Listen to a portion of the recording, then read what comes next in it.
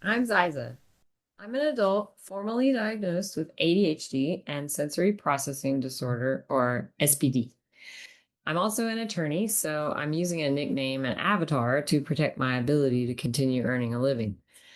I'm creating some videos as a sort of personal diary of info dumps, but you're obviously free to listen in. And I hope that some of my story and what I've learned will be helpful to other people with SPD or ADHD and people with autism. I'm not a healthcare provider of any sort, and nothing in this video is medical advice. So see a licensed healthcare professional for diagnosis or treatment. Any statements that I make are my personal opinions based on my personal experiences. This video is about 15 traits of sensory processing disorder that I have noticed overlap with ADHD or autism or both, in my opinion. First, I'll talk about the types of SPD and then we'll run down the list. You want to hear something crazy? There are 3 types of SPD, and all of them cross over with ADHD and autism. People are recognizing more and more that there's a lot of overlap between ADHD and autism, and I'm here to tell you that, in my opinion, this massive overlap is primarily rooted in sensory differences. Like ADHD and autism, SPD is a biological, developmental, brain-based difference. So even if you've only received an ADHD and or autism diagnosis, much of this is going to be familiar and validating for you, although perhaps the underlying neurological mechanisms may be different. So there are 3 types, and the first type is sensory modulation disorder. When I think of this, I picture a 3-foot-long soundboard control. Good grief, words. Um, just such a profound visual thinker that sometimes it's really hard. Words are hard. Okay. Breathing. When I think of sensory modulation disorder, I picture a 3-foot-long soundboard. Ugh, mercy. I picture a 3-foot-long sound control board at a job that I used to have. There were slider switches for the volume on various microphones, music, video, etc. And sensory modulation disorder is essentially like having sliders for various sensory functions that are not set to the same general volume or strength setting as they are for neurotypicals. So, hyposensitivity means that sensory input just doesn't impact the person or register until it's stronger than it would need to be for someone without SPD. But this doesn't necessarily mean that the person may or may not try to get more of that input. So, for example, I am hyposensitive to pressure on my limbs and I crave more pressure. So, it takes a lot for that to register and I want more of it. So, that sort of makes sense. But I am also hyposensitive to pain in my limbs, but I certainly don't crave any more of that. Hypersensitivity means that even a small input registers and causes a negative impact on the person. For example, I can't tolerate low frequency sounds, and it doesn't really matter how loud or soft they are. And if someone touches me lightly, I literally have to resist the urge to punch them in the face. And I always sort of feel like I have to wipe the itchiness off or reset my skin somehow. I know that may sound weird to the neurotypicals who don't have sensory processing problems out there, but that is apparently very common in the sensory processing disorder world. Some occupational therapists will also include sensation seeking under this category, and that just means that the person wants more of that input. Sensory discrimination disorder is another kind of sensory processing disorder.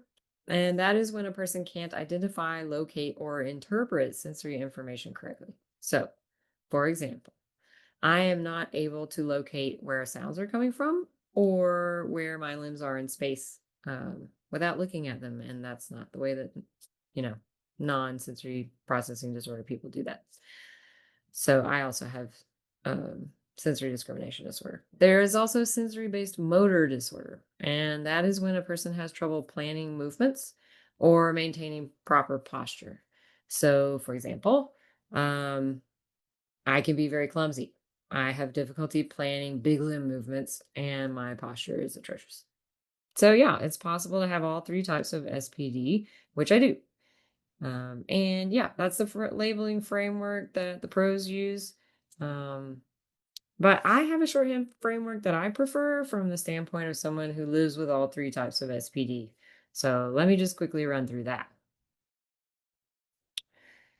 Hypersensitivity is the same. Small inputs cause distress. Hyperdetection is what I'm calling the ability to detect small inputs, whether or not they're bothersome. So, for example, I once knew that our gas fireplace had a leak in it when I was like 12 years old. And literally nobody in the house believed me. And even when the guy came out to check it, he said it was like the tiniest leak that he had ever seen. And he couldn't understand how anyone could actually smell that. So, yeah. Um, but I want to say that I'm using hyperdetection to mean that the person can detect very, very slight or weak sensory inputs, but they may or may not enjoy that. So while I don't enjoy the smell of rotten eggs that is put in natural gas, I do enjoy other odors. And so the fact that I can hyper detect them is sort of irrelevant as to whether or not I want more of that input or not. Hyposensitivity, I'm using in the same way, basically. So needing a strong input before it's noticed, as an example of that. One time I tried to jump off of a sawed-off telephone pole during recess as a child. So it was like basically the parking lot was cordoned off so that the cars couldn't pull up onto the grass at my school. And they used these sawed off telephone poles that were all cut on an angle to keep the cars off the grass. So I tried to jump up there and I missed and took some skin off my shin and I didn't notice it. So I got all the way back to class and my teacher and several students were obviously distressed looking at my leg. And yeah, someone had to point that out to me before I actually noticed that. So I am hyposensitive to pain in my limbs. The fourth category I like to use is craving and seeking. So in my world, that's wanting a lot of input. And if it's not obtained, that creating significant distress. So for example, um, I crave strong flavors, even though I'm able to detect them at minute quantities. And I need a certain amount of pressure on my body or I feel distressed. And that's one that I have a hard time detecting. I would also like to mention that I did listen to a scholarly presentation the other day where someone actually included hyperdetection, and I thought that was fascinating. So, way to go, researchers. All right, tangent. It's important that people understand that sensory deprivation can cause sensory-based motor issues, hyper and hyposensitivity, anxiety, depression, impaired memory, and even hallucinations in people who don't have SPD. So I suspect that sensory seeking serves as a sort of self-medication for some of the other issues, but that's another slide deck for another time. All right. So that's how I'm going to use those terms to talk about my experience of having all three forms of SPD. So let's get to it. Here are 15 traits of SPD that overlap with ADHD and or autism. I've also included a handy chart at the end of the video that you can share so long as you don't alter it and you credit me, Sensorious, as shown on the slide and requested later on. Okay.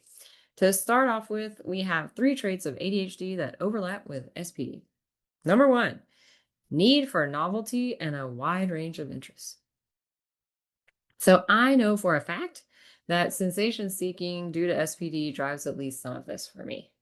I am sensation seeking across a range of sensory inputs and input types. Additionally, it's known in the professional community that a person with sensory processing disorder can experience transitions between being in a hyper or hyposensitivity state for particular sensations over time. So, for example, I may need a day without sound And then the next day, I may crave being awash in a certain song played at moderately high volume. Weird, but true. Anyway, so based on that, it makes sense that shifting hyper and hyposensitivities could also prompt a wide range of interests. Number 2, need for movement and noise. So this second trait of SPD also overlaps with ADHD for me, for sure. Again, sensation seeking drives some of this for me. I have an intense need for physical movement, for example. If I haven't worked out to the point of physical exhaustion, then I'm probably craving physical exertion. I have literally been at tears when I've had to be sedentary and stare at a screen for work. I can also feel the desperation and rage of a wild caged animal. Because I have to do what I have to do to earn a living, I often become mentally and emotionally exhausted.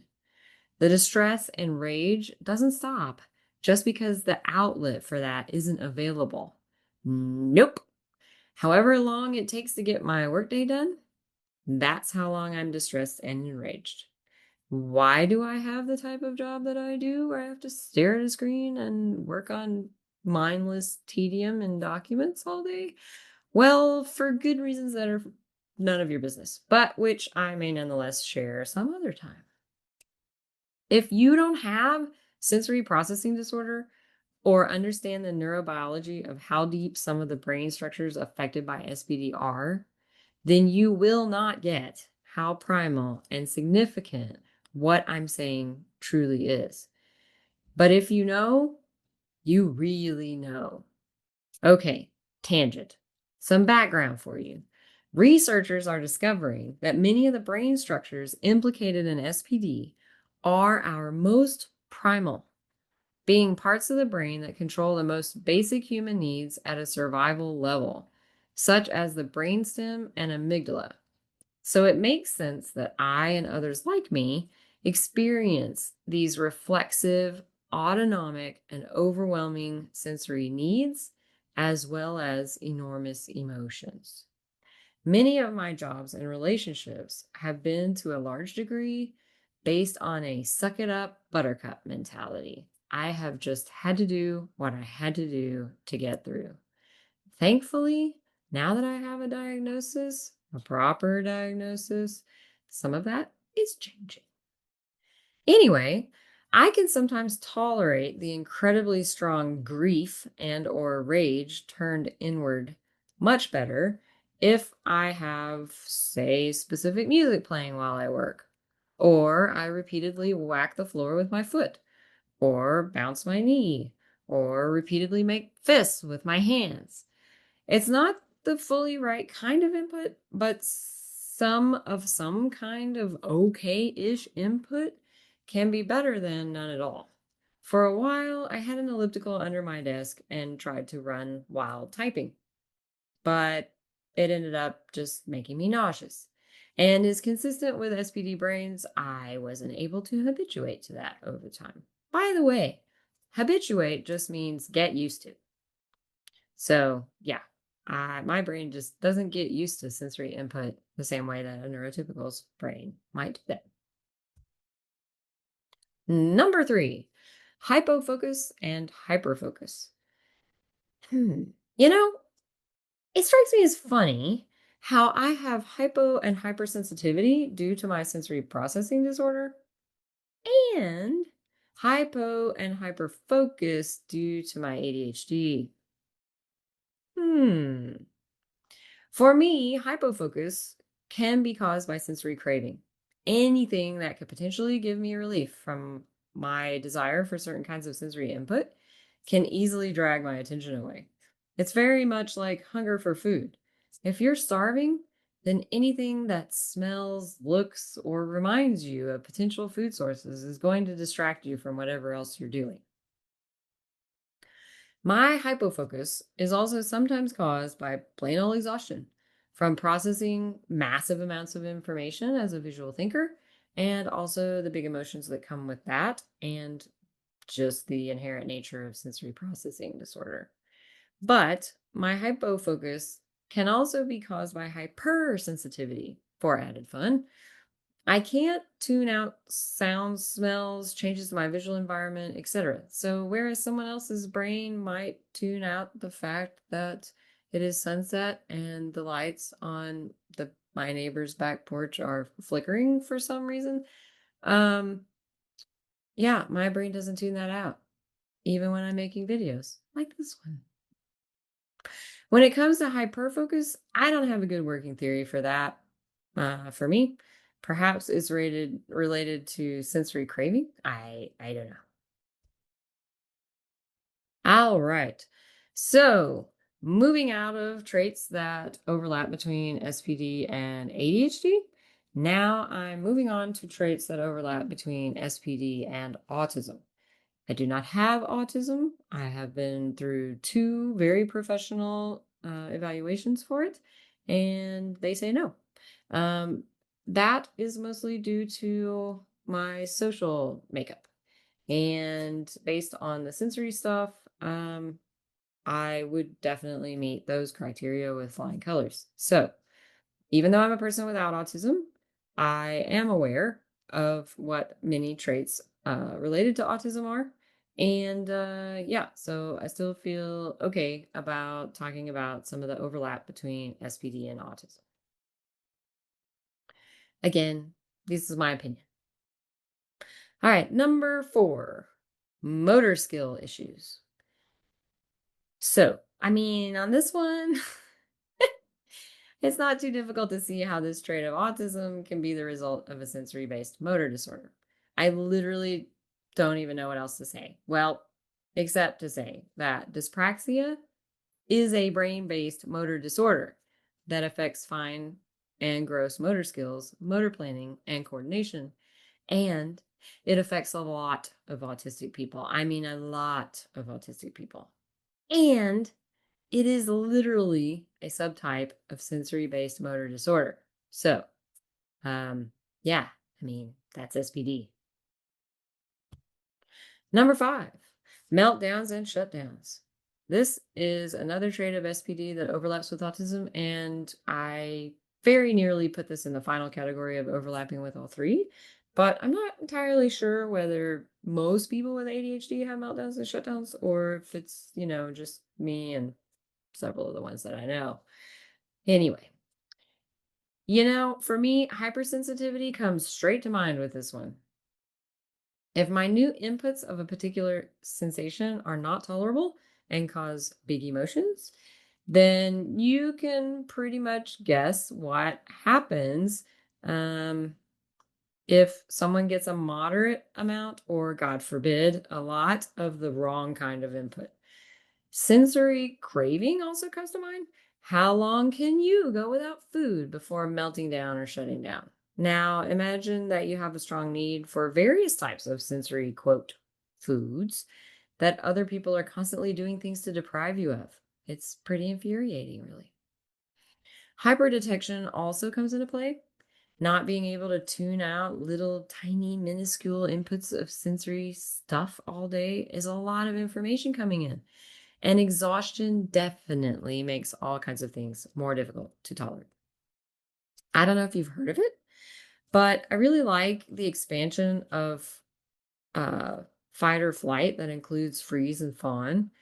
But yeah, anyway, this is a classic fight for meltdowns and freeze for shutdowns. And again, we're talking about primal parts of the brain here, so non-trivial.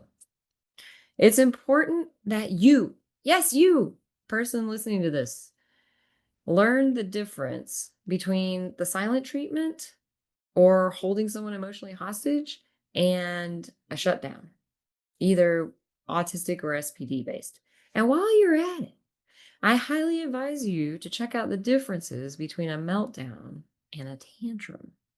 They are profoundly different, with tantrums being an effort to manipulate and or get something from someone, and meltdowns being nothing like that, and essentially the result of complete and utter overwhelm.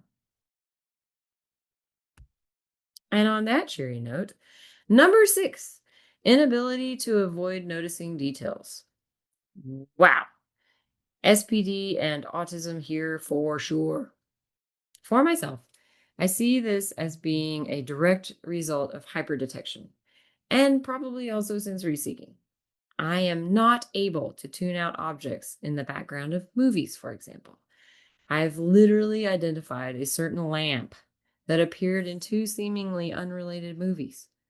Obviously, it may not have been the exact same lamp, just the exact same style and color. But you know what? On the other hand, it could have been the exact same lamp because it turned out that both movies were made by the same production company. Yeah, this is my life. It's important to note that this trait of this inability to avoid noticing details doesn't have to be visual detail. It can be for other senses as well. So, noticing detailed sounds in songs or the tone of someone's voice, or detail in terms of touch. All right. Number 7, a need for truthfulness and justice. These are huge, huge for me, even though I'm not autistic.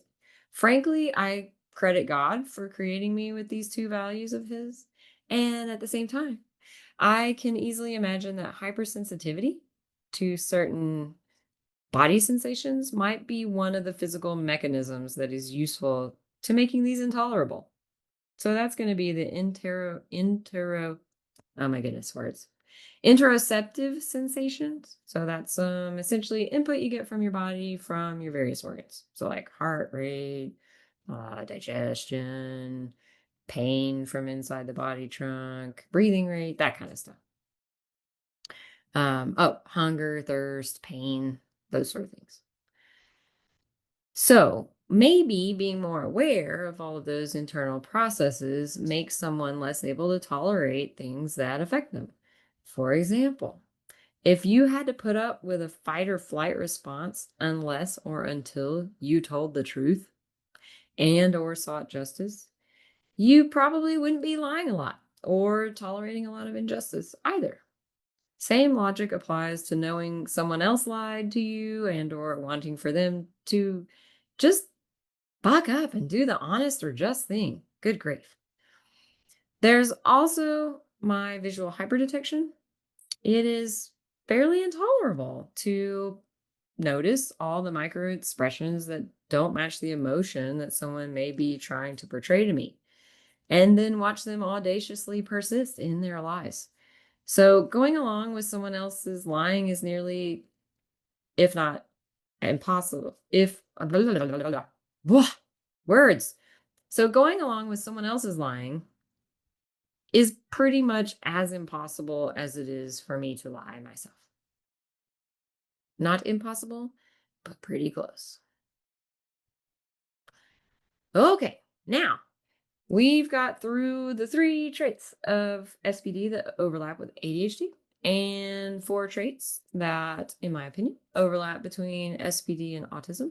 So now we come to 8 traits that, in my opinion, are common to SPD, ADHD, and autism.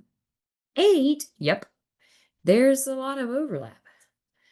So, associative thinking is a way of thinking about information that involves linking ideas, concepts, or memories that may not initially seem to be related to an outsider or even the person having those thoughts. And yet they are related.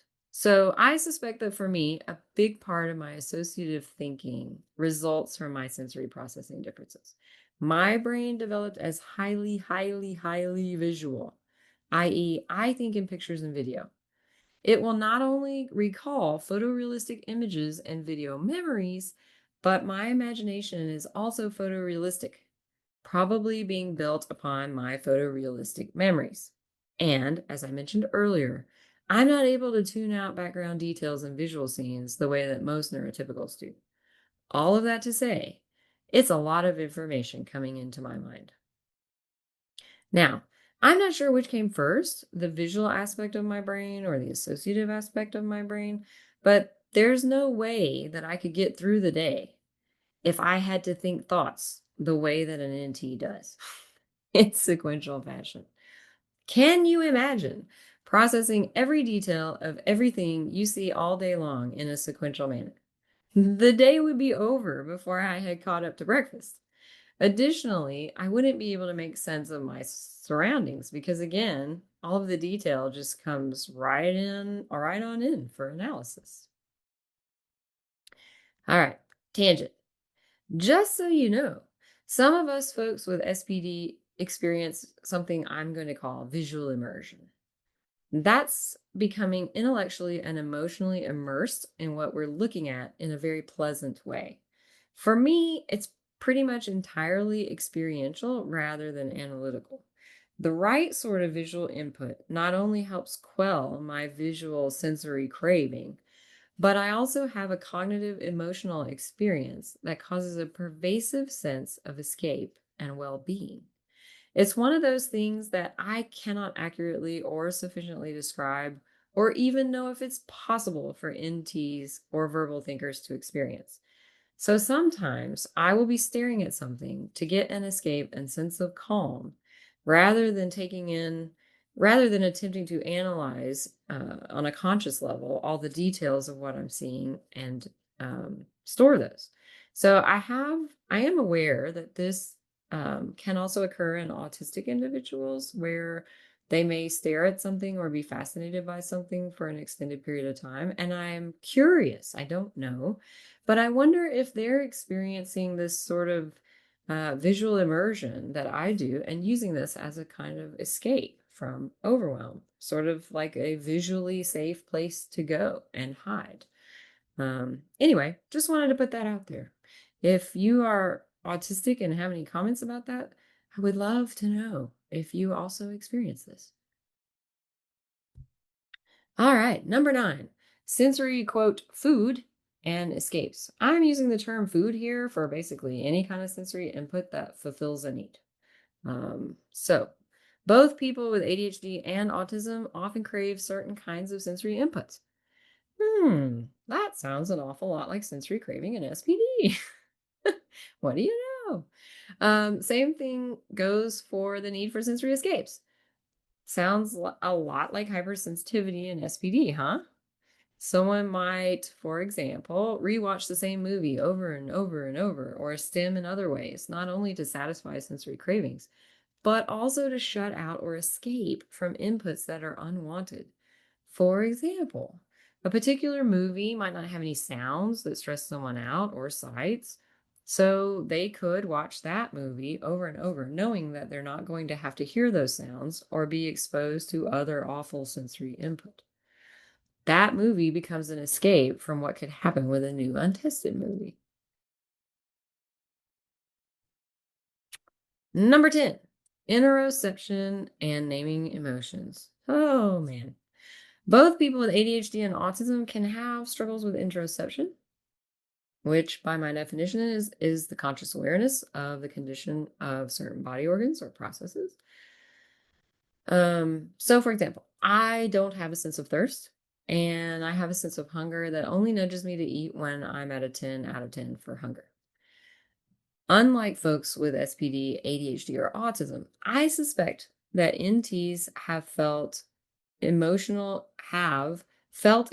experiences and states that vary along a line of severity consistently with the variation of their interoception processes of what their organs are doing.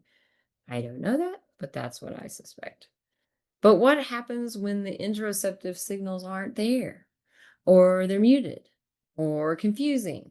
For example, how excited can someone really feel if they aren't getting the memo that their heart rate has changed until it has changed a lot? And then how confusing would it be if all of a sudden they went from having no perception of a fast heart rate to realizing that their heart rate is stupidly high? I'm not saying that this has happened, but this has happened. I bet you that one of the things that would happen is confusion about what emotion or emotions are being experienced and to what degree. Are they excited or anxious, for example?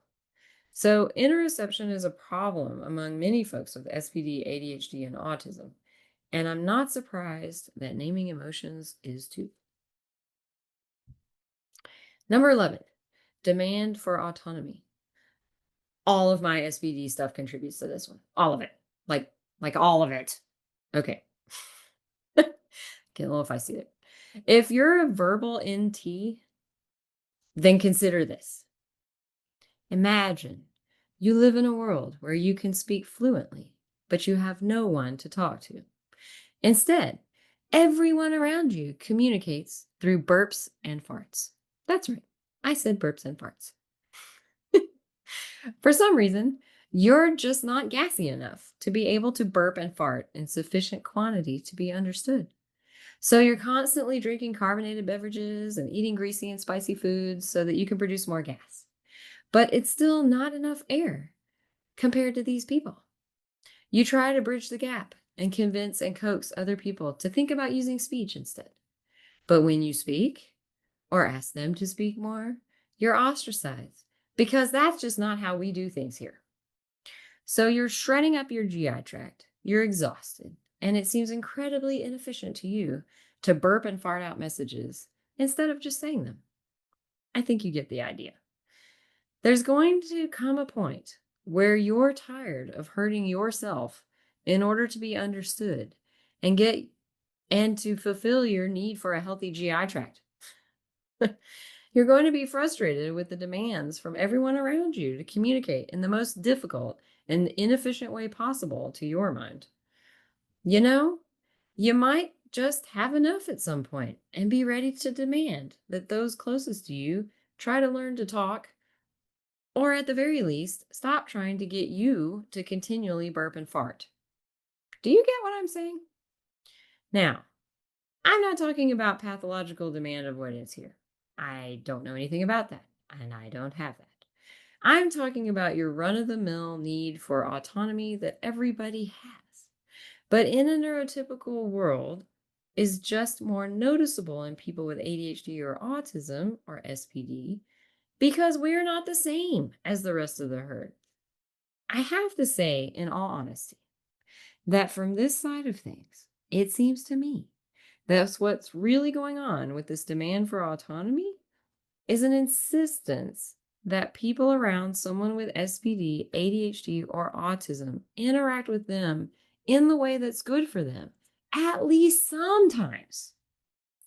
These demands for autonomy are frequently just flatly dismissed, and that sometimes results in retreat or entrenchment just to get some sanity and respect.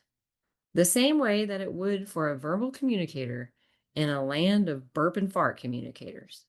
So I ask myself, who are the people being demanding here? Number 12, wholesale information intake being viewed as, quote, slow processing. I can see this being affected by hyperdetection, an inability to tune out information that a neurotypical brain ignores. I'll describe two different situations, and you tell me which person you think is processing slowly. Let's start with Mike. Mike checks his mail, he reads it all, he throws away all the junk, and pays all the bills in 20 minutes. Good job, Mike. Donna checks her mail, the mail of 75 other people in her neighborhood, then goes online and checks all of the email inboxes of all those people. She reads all of it, throws away all the junk, and pays all of the bills in 30 minutes. So Mike thinks that Donna is slower than him to process mail. So Mike thinks that Donna is slower to process her mail than he is to check his mail. That's what I meant. I mean, Mike only took 20 minutes to check his mail, and Donna took 30 minutes to check her mail. But Donna clearly has the higher processing speed because she checked 150 times more mail, but only took an additional 10 minutes to do it. I'm not saying that every person with SPD, ADHD, or autism possesses faster processing speed than any particular NT chosen at random. What I am saying is that there are some people with SPD, ADHD, and autism who appear to NTs to be processing more slowly when actually they're processing at insanely rapid rates. They're just not able to tune out information and they're having to process a lot more stuff. Number 13, communication differences. I mean, what else really needs to be said here? My brain functions on visual thinking, not verbal. My brain runs on associative thinking, not sequential. My brain doesn't process any kind of sensory input the same way that it does neurotypical brain does. Those are some pretty substantial differences that are going to affect communication. What do you know? Tangent. FYI, you should know that associative thinking does not, hear me now, please, does not preclude analytical or logical thinking. I can solve physics and math problems better than most people, and I can form persuasive logical arguments in my job as a lawyer. Temple Grandin is another great example of a visual and associative thinker who does just fine at analytical and logical thinking. So stick that in your pipe and smoke it, people who think associative thinking precludes analytical thinking. Ugh. Ugh. Anyway, I liken the communication differences of NTs and folks with SPD, ADHD, or autism to those of a verbal person trying to communicate with a fish. The fish isn't going to be able to communicate via verbal speech, and the person isn't going to be able to communicate effectively via smell. They may be able to communicate some, but there's going to be some difficulty. Here's an example of communication differences that I've experienced. There are many more. Please share your examples in the comments to this video. All right, number 1. Sorry, this is going to be confusing. I'm on number 13 and now I'm saying number 1. So let me say letter A. So we're on number 13, letter A. Perhaps assisted by my visual hyperdetection, I can often perceive a person's micro-expressions of emotions that don't match what they're saying, either because they're lying or they're not even aware of their true feelings of themselves. I'm not snooping. I just literally can't avoid noticing these details. This can cause communication issues because that person is trying to deceive me and may presume that I can't tell that. Or B, sometimes the person is not trying to be deceptive and the timing's just off. I'll ask a kindly intended question about why someone's feeling some kind of way and they'll deny that they are. Then hours, days, or even weeks later, they'll remind me of our conversation and tell me that I was right, as if I didn't already know. They just hadn't realized that's how they were feeling at the time, and I did. Awkward. Anyway, because the NT methods of communicating are considered normal or the default, I'm essentially expected to learn to speak NTEs, and little to no effort is made to speak to me in nonverbal SPD ways. It's tiresome. But on a positive note, there are lovely NTs who do make this effort, and it's amazing. It's always a delight and so restful to get to communicate with someone in my preferred ways and or at least get to use words in the way that visual thinkers do with another visual thinker who happens to be verbal.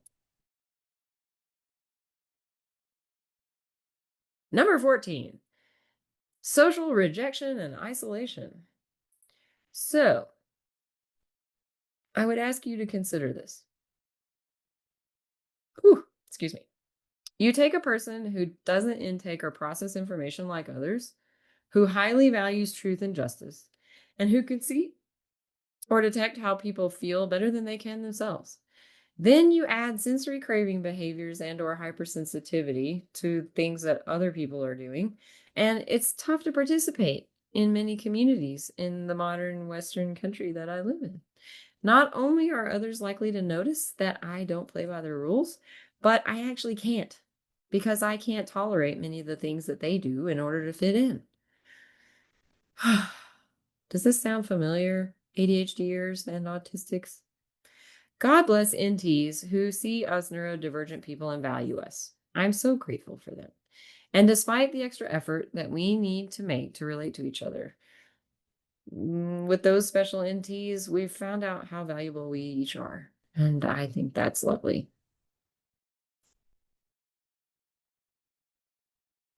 Number 15, disregard of social norms.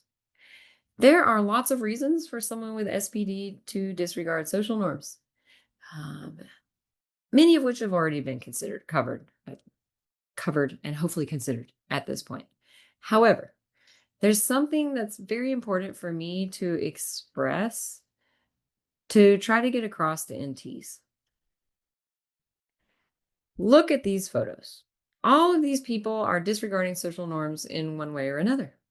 They are making messes, making noise, applying big imaginations to their surroundings, geeking out, taking the long way to get somewhere, learning about other people, breaking rules like no jumping on the bed, being slung through the air in a circle of sheer joy, taking the time to really see things and using objects in unconventional ways. They are playing. These children are using their senses to learn about their world and make connections. They are engaging in sensory integration activities, whereby they're learning how to receive information along a multi-channel information input system and make sense of things. But as they grow in age, I suspect that most of the NTs in the group will play a lot less, or even stop entirely. Perhaps because their work of understanding and integrating their senses more or less comes to its conclusion. And perhaps because society will tell them that they're just not allowed to continue playing. But the folks with SPD's need for play will not end. For example, my brain didn't figure out how to locate my limbs in the conventional way. Most people's brains know where their limbs are by interpreting small sensations of pressure and strain on their joints, a sense called proprioception. My body misses a lot of those sensations. So to move about, I either have to look at my limbs or use some other sensory input channel, or I have to have a really strong input, way more than you might even expect. As my occupational therapist explained to me, my brain never stops trying to figure out where my limbs are. It's constantly going, where are my hands? Where are my feet? God bless it. And the only relief from this constant unconscious effort to locate them is to have strong inputs that finally reach the threshold that I need. Essentially, my brain is hard of hearing for this type of input. It needs inputs that scream to get the information. This explains why I love demanding physical tasks and being laid on or smushed. All that extra pressure finally reassures my brains that my brains, my multiple brains. No, how funny. All that extra pressure finally reassures my brain, singular, that my hands and feet still exist and that they are at the ends of my arms and legs. It's an immense sense of well-being that I can't believe all you NTs out there just get to live in. And frankly, if I'm being honest, it makes me wonder why NTs aren't accomplishing more since they're not using all of that effort to figure out where their hands are. On the positive side, because I crave pressure on my joints, I have accomplished some hands-on things that have very much surprised other people. And I'm quite rugged when it comes to enduring strenuous tasks. I don't and won't ever stop seeking that pressure, and that has been useful for accomplishing physical things. I can't ever stop playing, and in some ways, that's a very good thing. People like me continue to need to explore our world using our senses, and the process of making connections doesn't stop. There is a tribe of less tamed, weird, quirky people who achieve excellence through following their sensory cravings, for example, in athletics, art, or tinkering, as well as being able to come up with wonderful out of the box solutions to problems because they're not able to put as many limits on the information they take in or discriminate as easily among their senses. If you're an NT, I'm going to let you in on a big secret. There are people among your acquaintances who have the same attributes, but don't make it into the limelight or are hiding them. And if you give them your attention and loyalty, you can figure out what they have to offer by observation. And you can benefit from their contributions too. Realistically, you may benefit from their gifts and talents more than that famous weirdo on TV because the people occupying, I just have to continually laugh. Because the people occupying your sphere are more accessible. Unless, of course, you're a friend of that famous weirdo on TV. I suspect that much of the disregard for social norms among people with SPD, ADHD, and autism is at least twofold. One, in my opinion, we don't stop playing and being open to new connections between things. And two, this causes us to think about things that other people never consider because they just offshore that analysis to social norms. NTs use social norms in a similar way to a person who steals the answer to a test. It's easier and less time consuming to analyze. It's easier and less time consuming than analyzing the social norm. So I cognitively understand doing that. And I appreciate the stability of many positive social norms, particularly etiquette, which seems to me to have a high degree of benefit and utility. But there are also heinous and stupid social norms as well. So I'm glad that there are neurodivergent people around to confront NTs with the reality that some of what they're doing to take shortcuts and or fit in is frankly evil and counterproductive for all of us. All right, so here's my summary chart of these 15 traits that I share with the ADHD community as someone with SPD and ADHD, but that I also share with the autism community simply as someone with SPD, but without autism. I also put some traits of ADHD that I'm not able to link directly to SPD in the tangerine colored section on the left. And I put some traits of autism that I don't have and am not able to link directly to SPD in the grape colored section on the right. So, thank you for visiting with me today.